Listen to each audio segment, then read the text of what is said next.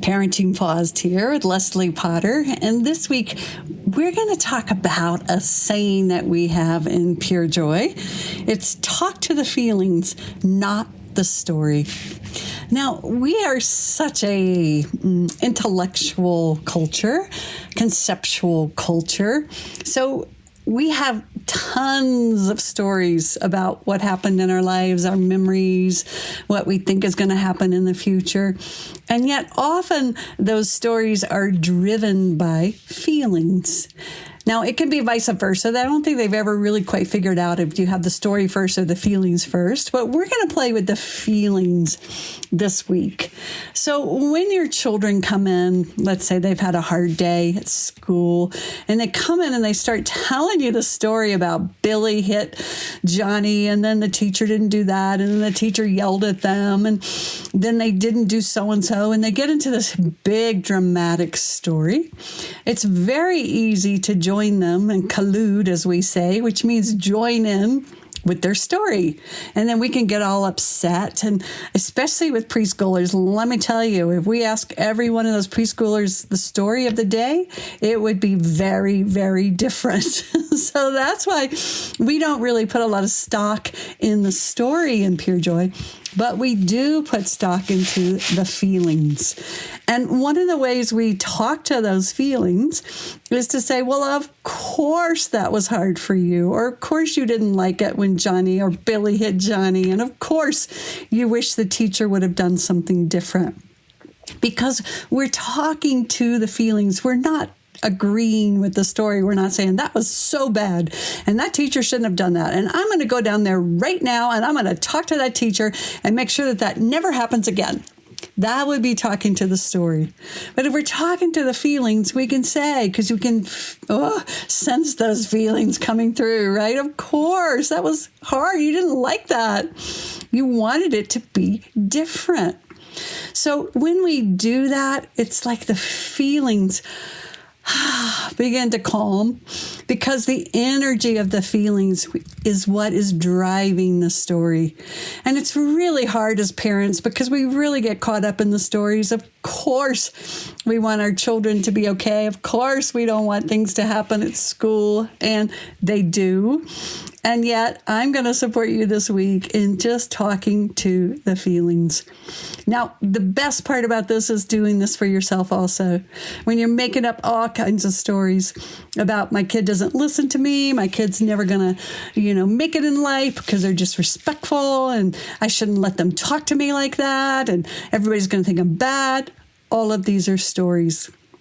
So instead of talking to the stories, we do our safe seed and we go in and we say, well, of course you want your kid to listen. And of course you don't like it. You feel disappointed. You feel powerless and helpless when they don't listen to you. And of course, this is really hard because you're working really hard.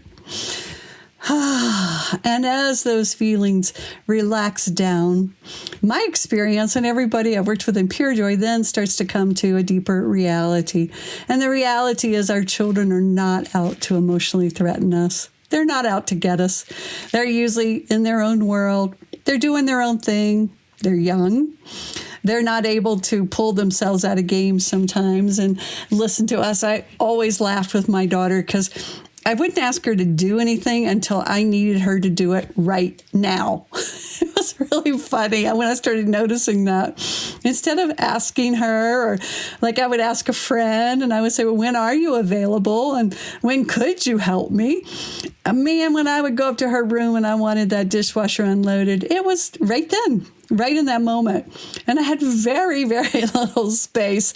And I imagine some of you can laugh with me for her to, have some space around it, to tell me when she could do it, or like to notice what she was doing, right? And to enter her world. So take some time this week to just notice your stories about yourself, and then your stories about your children, and see if you can really tap into the feelings.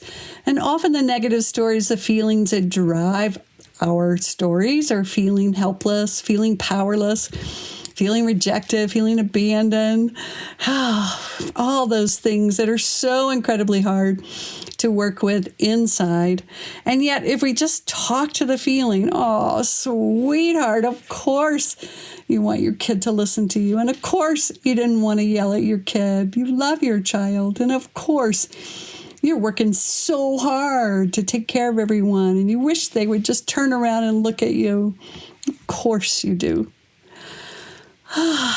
Even as I say that, if you can feel the relaxation in your body and your being, so those feelings really feel seen, heard, and understood, then you might be surprised how you can show back up in your adult, see reality from a place of practicality, and be with yourself and your kids in the moment.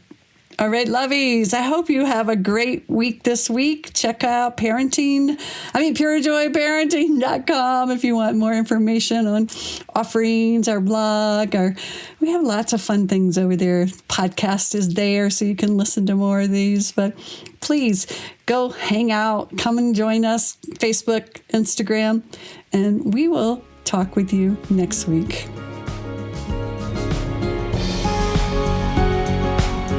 Thank you for listening to this episode of Parenting Paused. If you enjoyed the episode, do me a favor and share it with your mama friends. You can also leave a review wherever you listen, which will support getting the Purejoy message out. Come on over to the Purejoy Parenting Practice Facebook page or join me on Instagram to hear more. And don't forget to download your free copy of the Safe Seat course on the Purejoy website. And while there, check out the offerings page to go deeper in the Purejoy work.